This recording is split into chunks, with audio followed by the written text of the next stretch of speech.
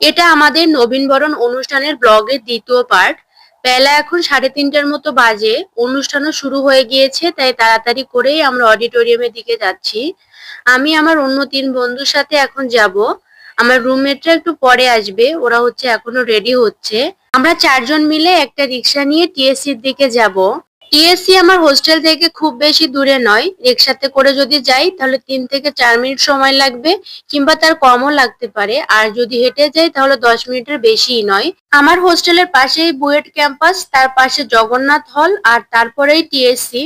তো বলতে বলতে আমরা চলেও আসছি। অডিটোরিয়াম খুব সুন্দর করেই সাজিয়েছিল, আর আমি যেহেতু সকালবেলা আসিনি তাই এটাই আমার প্রথম আসা। আর এই সাজটা রাতে আরো বেশি সুন্দর করেই লাগছিল। আমি টিএসসি আগেও বেশ কয়েকবার এসেছি, কিন্তু এত সুন্দর আর এত আপন মনে হয়নি। আজকে নিজেদের অনুষ্ঠানের জন্য টিএসসিটা নিজের কাছে একটু অন্য রকমেরই লাগছিল। মনে হচ্ছিল হয়তো এটা আমার ক্যাম্পাসেরই পার্ট। যেদিকেই তাকাই শুধু আমার ক্যাম্পাসের আমার পরিচিত ব্যাচমেট, জুনিয়র আর সবাই খুব সুন্দর সুন্দর করে সেজে আসছে। টিএসসি অডিটোরিয়ামটা ভিতরে কখনোই দেখা হয়নি, আজকেই ফার্স্ট টাইম। আর সাজানোটা বেশ বিয়ের প্যান্ডেলের মতো ছিল, আমার তো বেশ ভালো লেগেছে।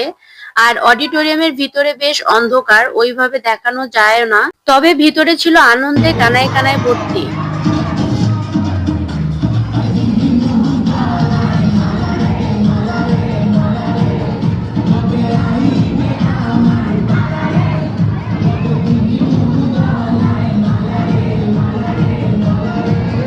যদি জিজ্ঞেস করেন অনুষ্ঠান কেমন হয়েছে, আমি বলবো দারুণ হয়েছে।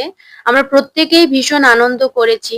অডিটোরিয়ামের বাইরে একটু ফাঁকা জায়গা ছিল, এইখানেই মেইনলি সেলফি কর্নার করেছিল, আর এখানে সবাই ছবিও তুলছিল। সন্ধ্যার একটু আগে আমি আর আমার রুমমেট চা খেতে গিয়েছিলাম। আসলে ওর বিকেল বেলা চা খাওয়ার অভ্যাস, তার জন্যই মেইনলি যাওয়া হয়তো। অনুষ্ঠান দেখতে দেখতে কখন যে বাইরে অন্ধকার নেমে আসছে টেরও পাইনি। পরে যখন শেষের দিকে বাইরে বের হলাম, দেখি বাইরের দিকটা তো এখন আরো বেশি সুন্দর লাগছে।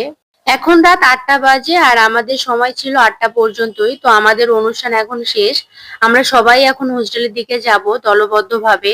একদিকে আনন্দ লাগছে, অন্যদিকে বিষাদ, কারণ এটাই ডিএনসি তে আমার শেষ নবীনবরণ।